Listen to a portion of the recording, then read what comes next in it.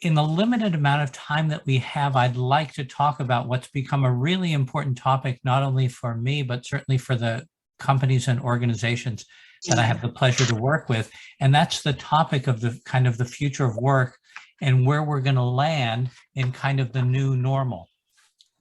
I'm going to share some ideas and then again, open it up to questions. Please feel free, if at any time I say anything that really strikes you and you're kind of eager to actually ask a question or share your insights, please do that, if it strikes you, or write it down and we'll get it later on in the process. So I know a bunch of you, but for those of you I don't know, just to give you a little bit of background. So I run a small consulting firm and our business is corporate strategy and innovation. We also do some work around leadership development. And so the heart of what we do is really we help companies to and organizations to reach their full potential by coming up with the best new ideas and bringing those ideas to market. And so during the process of doing that work, a number of our customers have been asking, well, my bigger issue is how do I keep and engage people when they've often had to work virtually? And so I find being able to engage people is vital to getting people to think strategically and innovatively. And so that's become kind of a hot topic. And so with a number of organizations, we've been working on that. And to be smarter about that, I spent a couple of months actually talking with lots of our customers, talking with their leaders, their key HR leaders, and talking with some of their most talented employees to really find out kind of what people were thinking about during this kind of world where a lot of people are working virtually. Now, I know a bunch of you probably don't have the luxury, I guess we call it a luxury now, of working virtually, or have folks who are working, they have to go into work every day. They could be in retail, they could be in distribution, they could be my wife's a nurse, they could be in healthcare.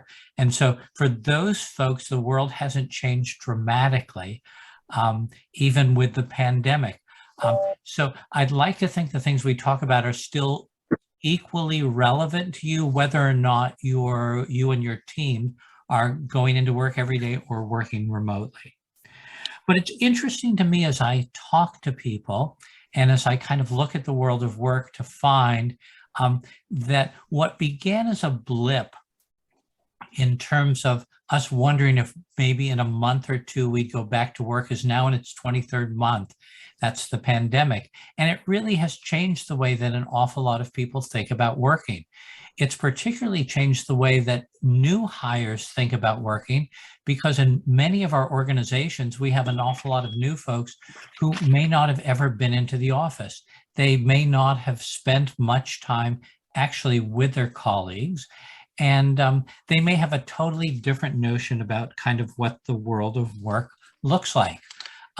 It turns out, as I talk to more and more people, with the exception of older workers who have kind of a history of wanting to go into the office, or bosses who don't know how to manage people really well when they're working remotely, or some people who just want to get out of the house or their apartment and go to the office. It turns out that most people have figured out how to adapt to working at home with dogs and to working remotely. And in fact, an awful lot of people kind of like it, and it's changed the way they think about the world of work. So let's get into a little bit about what we have to do kind of differently and kind of what the world looks like, because I think there's some fun stuff for all of us to be kind of wrestling with. The first thing I want everybody to think about is we have a greater appreciation now that work is the stuff we do as opposed to the place where we do it. So if we think about it, prior to the pandemic, a huge part of work was where we do work. And it was typically in an office or a place of business, and we dutifully went there kind of every single day, just because that's the way work happened. Certainly, we didn't want to miss anything. We didn't want to miss kind of key conversations, the chance to connect with our boss, the chance to be part of something and offer our input. But the world of work is no longer viewed by an awful lot of people as where I do it, but rather what I do and how I get it done. The challenge for an awful lot of bosses is the simple notion that when people were coming to the office, I had a rough idea. I thought they were doing work. And now, as they're working remotely, I feel less connected with them and less sure about actually what they're doing, unless I feel comfortable trusting them and letting them get work done. But if we think about it now, the world of work is potentially anywhere.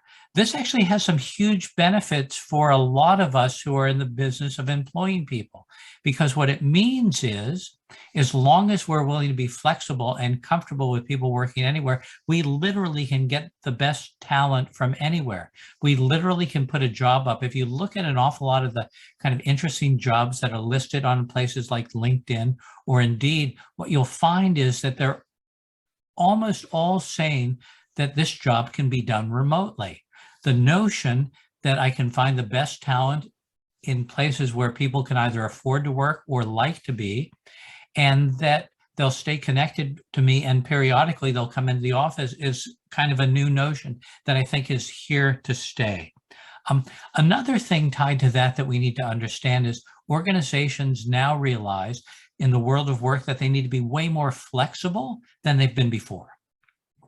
And flexibility means that in large part that they get to understand the people who work in their organizations, and that they give them more flexibility than they have in the past about where they work, how they get their work done, when they get their work done, how they collaborate. That suggests that we need to trust people. Now, I'd argue we always needed to trust people, but it seems to an awful lot of leaders, the whole equation of trust is a little bit more challenging to them when they think about the fact that they don't get to see people regularly. They've got to basically be good at making sure they know what people are doing, know what people are responsible for, and then letting those people make it happen. They need to be better at letting people be autonomous because people are working in kind of autonomous work environments. One of the exciting things I found is that not only do we have pretty good technology, but the technology keeps getting better and people get better at using it. So the reality is lots of basic meetings that we do, whether it's a Zoom call like this or a meeting in which we even do a little bit of collaboration, it can be done using some of the tools we have. How many of you, just kind of curious, have used combined Zoom with a tool called Miro? If you haven't, just make a note of that, because Miro is actually a pretty powerful tool that allows people to do some collaborative work working remotely. And it's relatively easy to use. And it's a way where you can create whiteboards and get everybody who's in a meeting to participate and add value to that meeting. Hey, Alan. Yeah. For those of us with a public education, how do you spell Miro? Oh, just like the artist. So M-I-R-O. And yeah, and so go to their website. It's actually speaking on behalf of the public education, that the Miro artist didn't help either, but I appreciate the spelling. Okay. Thank you very much. No, I appreciate it. Good question. Yeah, and it's simply M-I-R-O. Yeah, so it's a really interesting tool that allows you in advance to create a whiteboard or a series of whiteboards, convene a meeting, and then give everybody permission to add things to those whiteboards and participate. So it's a lovely kind of tool.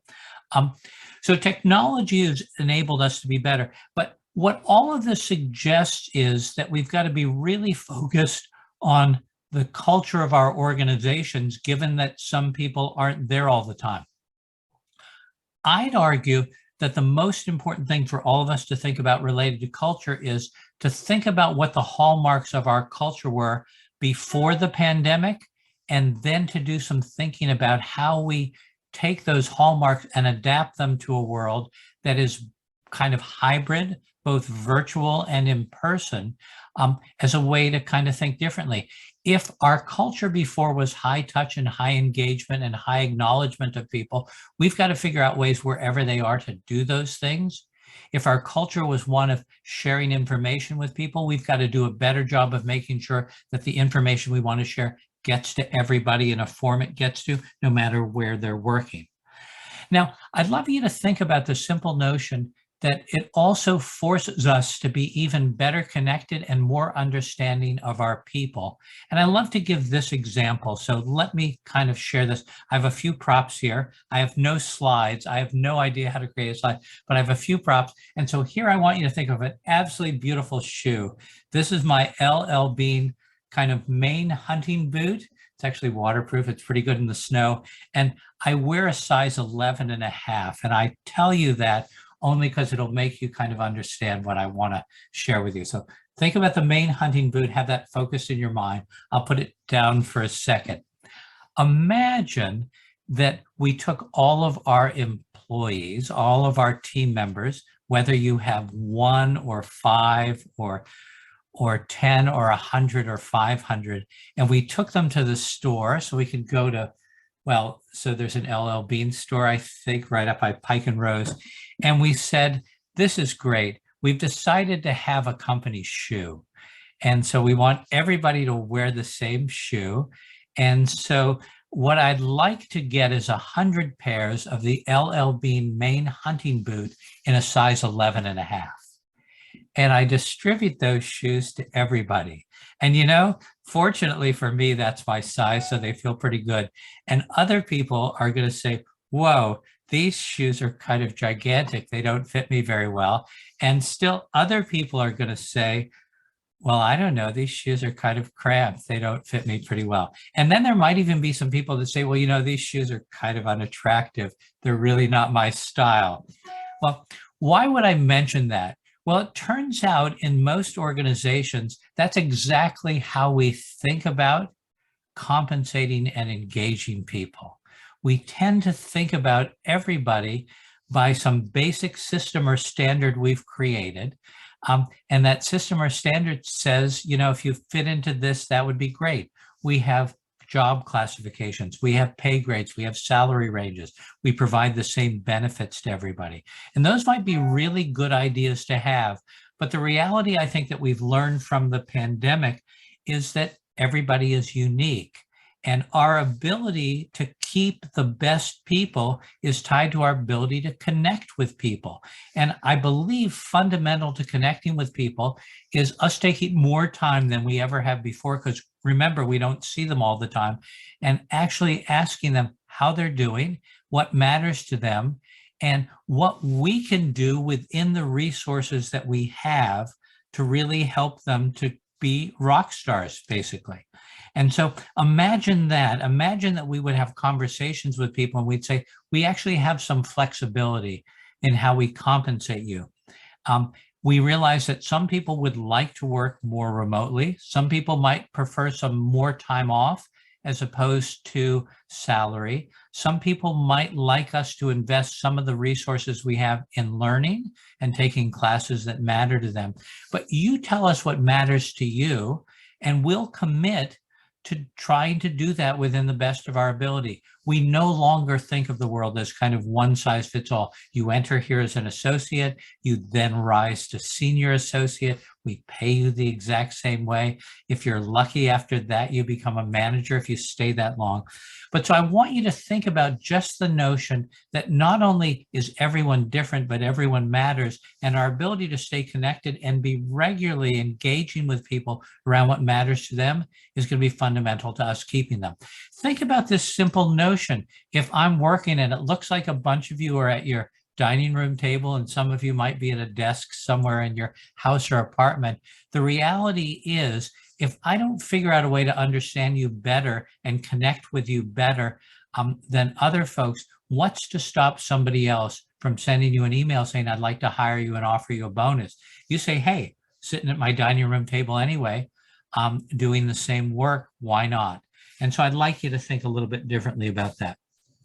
So I'd love you to think about the whole notion that we need to be more employee-centric than company or employer-centric in terms of the way we engage with all of our people. Having said that, I think there are 5 things we need to do to keep the hearts and minds of people, and especially our best people. And remember, as organizations, we sink or swim based on whether we can get the best out of our people. And so the first is the simple notion that we need to make sure everyone believes that they have a chance to do work that really matters and work that has some purpose. And so I realize not every job is awesome, but it's our job as kind of managers and leaders to at least help people to understand what our purpose is as an organization and why what they do really matters. So I don't know about all of you, but you probably can think back to a time, maybe in one of your first jobs, when you did stuff that wasn't particularly remarkable or exciting. And we've all had jobs like that. I think back to, well, my first job, I was 14 and I worked at McDonald's, which could be part of the reason why I'm now a vegetarian. But but if I think about the first real job I had, it was a horrendous job. And I know it's kind of interesting, when our kids complain that they don't have as much responsibility or assignment. But my first real job, I worked as a subway mechanic for BART. And so if you've ever been in San Francisco, here's a BART train. And I'd like you to think about this train because I had a really exciting job the day I arrived. First, so by way of full disclosure, my dad was one of the designers of BART, and so he was the general manager of operations. So he was nice enough to get me a job in which all the people there were going to actually make my life miserable just to show me how hard the work was. And so first, he made sure I had a night job. And so I worked 11 o'clock at night to 8 o'clock in the morning. That was designed on his part to make sure I didn't party. And so that was a pretty good thing. But the exciting thing about the job was the first day I arrived, I heard over the loudspeaker, this was a huge facility. This was a facility that was 800,000 square feet in which trains came in at night and we made repairs on them. But I heard my name, would young Mr. Gregerman please report to the pit? And I thought that was pretty exciting, actually. On my first day, they recognized me and I got responsibility. And as I got to the pit, they gave me what appeared to be the garb that a fireman might wear. And I totally covered myself up. And then they gave me a hose, which got me really excited. So I said, oh, so I get to clean the trains. And they said, well, not exactly. What you get to do, because you're our newest employee, and because I guess your dad wants you to have this job, is you're going to go under all the trains during the course of the day that have run over an animal, and you're going to clean off the bottoms of the trains so no animal parts stay stuck and mess up the trains. Well, as somebody who's always had dogs and loved animals, this was not the ideal dream job that I had imagined. And I got to do that job every day that I showed up at work. That was my first assignment for, I got to, here you can see well, you can't see much of the underside of a BART train, but I got to do that for 4 months until it was clear that I was really good at that job. And then another young person came and started out, and I got to hand that job off to people. So granted, not every job is awesome. But the reality is the way we get people to feel engaged and connected with their job is to always remind them of what we're trying to accomplish as a company or organization, and always help them to see how what they do, even if it's cleaning the underside of trains, is really important to the future of the organization being successful. That without all of us doing the stuff we do, we can't be successful. Quickly, I think quicker than we did it in the past, though, we need to make sure that we're giving people opportunities to do work that's interesting, whether it's the heart of their job or whether it's that we ask them for their advice and input on other things that matter to our organization. We need to be really focused on the notion of keeping people engaged and tapping all of the insight and intelligence that they have. The second thing we really need to do well is we need to focus even better than we have in the past on the power of learning. So as you all know, the world's changing super fast. And so learning new things becomes really, really important. And learning new things is less about what you studied in school and more about all of these different skills that make you kind of quick on your feet and give you another tool that enables you to be more effective in your job. We need to be talking to our folks and understanding what things they'd like to learn, most importantly, from the perspective of not only their job now, but advancing their career. But I'd even argue that the most kind of visionary organizations are also asking people what other things they'd like to learn that the community and that they're in, the company or organization can support to help them feel more fulfilled as a person. So think about all the things that would be beneficial to have your team members know, whether they're hard skills, and there's a growing kind of interesting set of hard skills that people are eager to learn and that are valuable. And those can be hard skills like the basics of design thinking. They can be something related to data analytics or data science. All those things are increasingly important for virtually all our organizations. Or soft skills like being better at communicating, learning how to collaborate effectively, being better at not procrastinating, or at times, interestingly, being better at procrastinating. We have a lot of data that suggests that people who procrastinate often come up with breakthrough ideas. So there's a lot of things that we'd like people to learn that we should help them to learn so they can be more valuable team members and employees. But as I mentioned, a bunch of really insightful companies are even asking people if there's a skill you'd like to learn that may not have direct application to what we do now, but would make you happier and feel more fulfilled as a person and as an employee. What would that be? And people are saying things like, I'd like to learn another language. And companies are helping people and often paying the cost, or at least giving them the time to take Spanish classes or French classes or Chinese classes or whatever language might be valuable. Some people are saying, I'd love to learn to cook. Some people are saying, I'd love to learn a musical instrument or practice my musical ability. Interestingly, the more we appreciate and recognize people as complete people, the more we have a chance to kind of keep them engaged, even at a time when they don't come into the office very often. But I think learning is really important. And the organizations that understand that people, especially their smartest people, want to continue to learn new things are the ones that are going to be successful.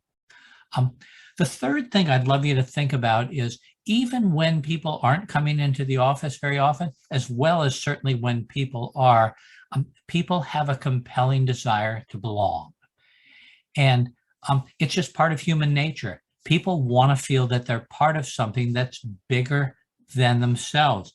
And we need to make sure that people feel they belong or recognize that their voices are valuable and that they have a chance to truly make a difference in our organization.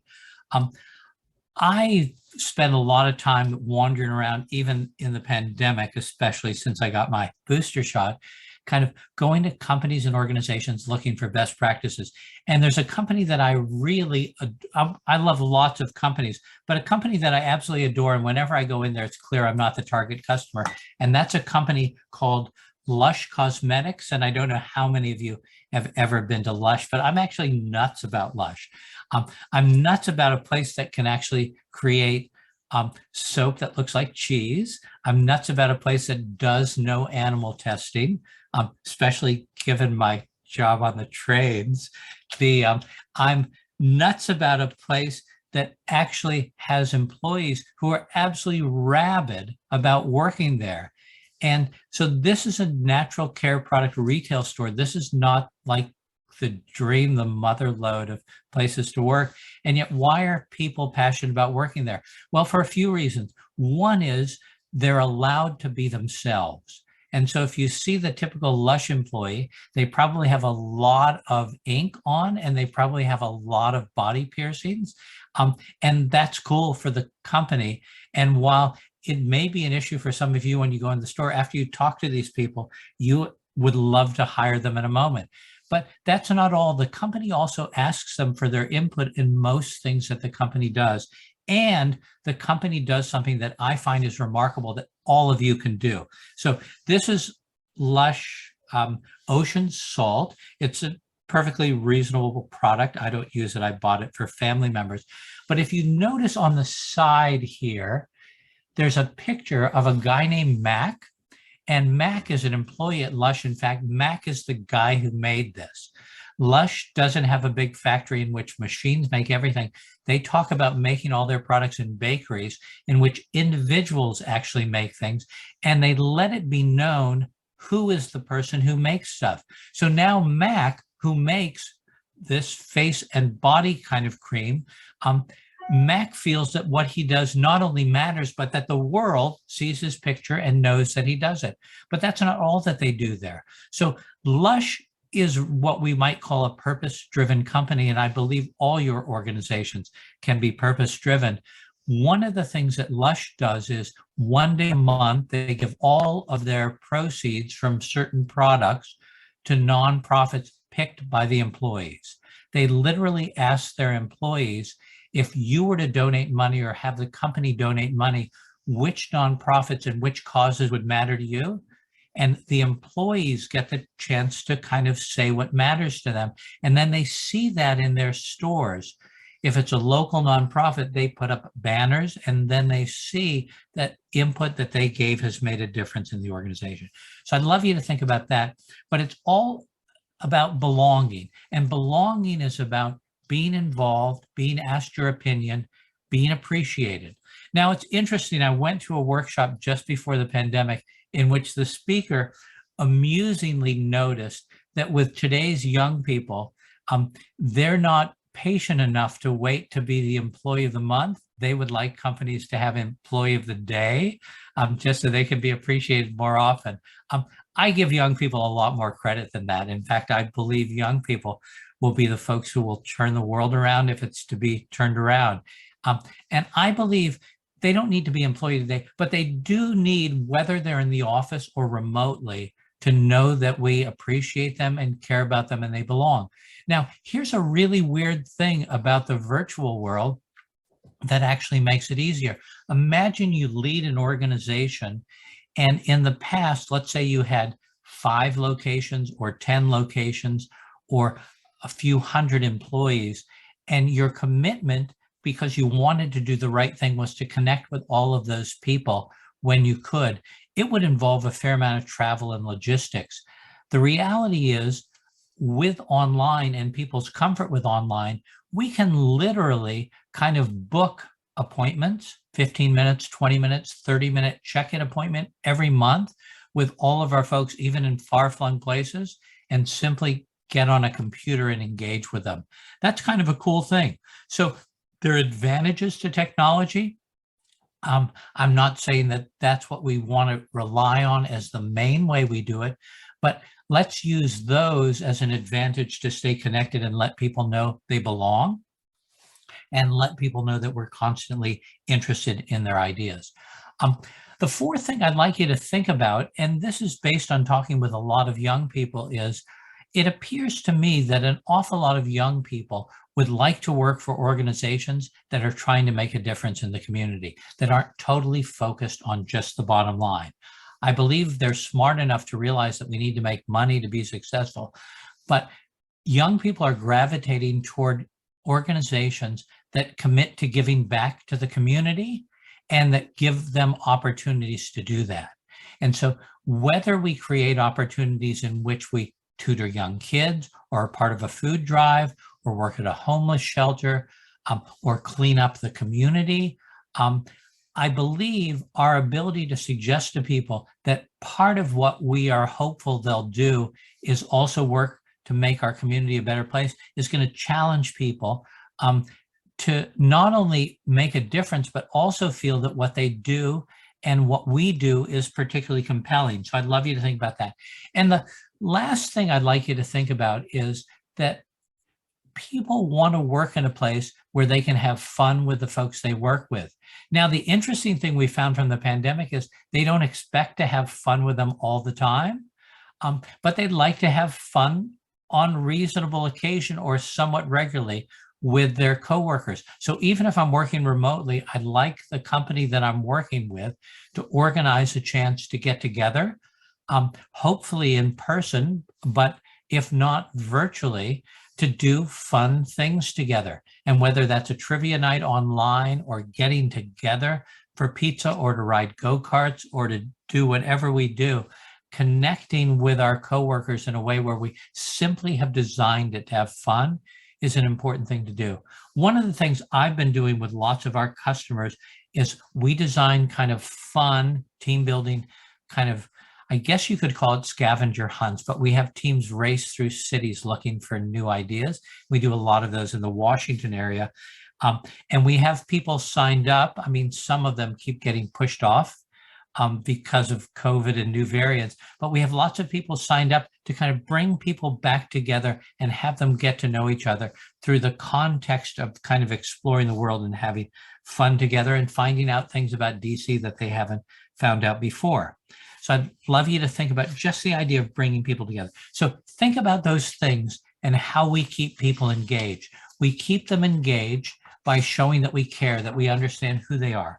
We keep them engaged by making sure that not only do they have the chance to do work that's interesting, but they see where the work that they do fits into the kind of broader success of the organization. We keep them engaged by making sure that they understand we're a place where we want them to learn new things. And why wouldn't we want them to learn new things? Because if they're not learning new things, then we're not keeping up as an organization. Where they feel that they belong and they're appreciated, where we do good work in the community together, and where we have fun together. So what does it mean for the office? For those, as I mentioned before, a bunch of you have folks on site or work in retail or work in healthcare and have to go to work. But for those of you who do primarily office things or have a team of people who do office things, let's be realistic. If an awful lot of what your people did was they simply came into the office, opened their laptop and did the same work they could do at home, people are going to have less tolerance for doing that. So we need to rethink about what the office is all about and when we bring people together. What's interesting now is, and I mentioned a little while ago, the idea of being employee-centric as opposed to the idea of being kind of company or organization-centric, is if somebody can do something that really doesn't need to be with other people or in the office, we need to be more flexible about giving them the opportunity to do that. Ultimately, we want people to do great work and get work done and be happy about the work that they're doing. And so that probably means that people don't need to be in the office 5 days a week. And when they come in the office, we should make it so that their time is felt to be particularly valuable. We should give them the chance when they come in the office to collaborate, to innovate, to think in new ways, to learn things which, if they learn things together, would be more valuable to the organization. We need to encourage them to come in the office when we're going to give them the opportunity to learn and grow and be mentored. It forces us, though, to rethink who we assign to be mentors.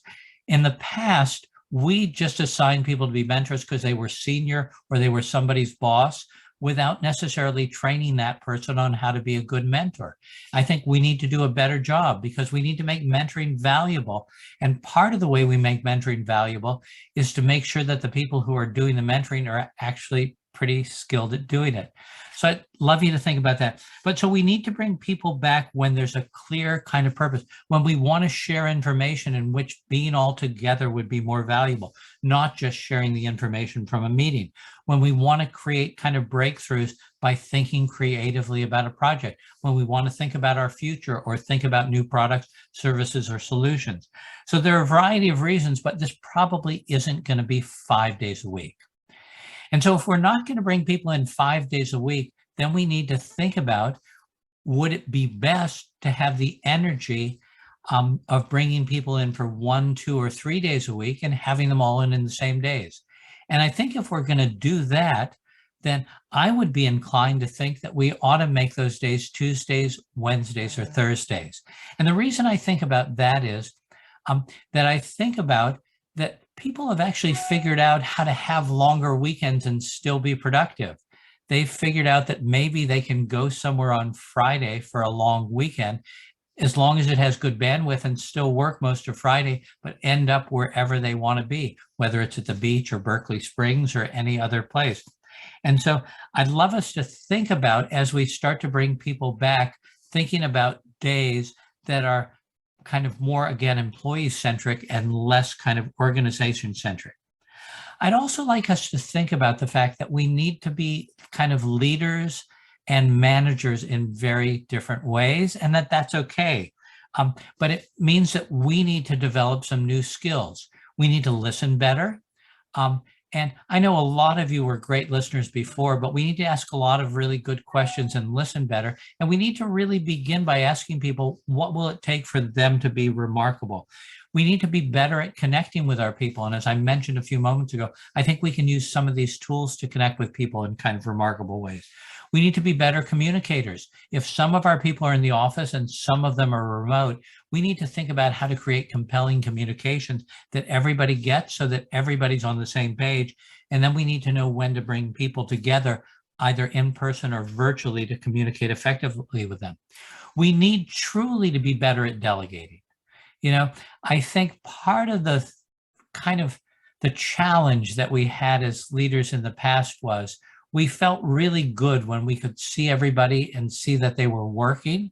And now we just have to trust them that they're getting work done. And we have a pretty good way to tell whether their work's getting done, whether or not they're in the office or not. And as I mentioned at the outset, we need to be better at actually living the elements of culture that we believe are fundamental.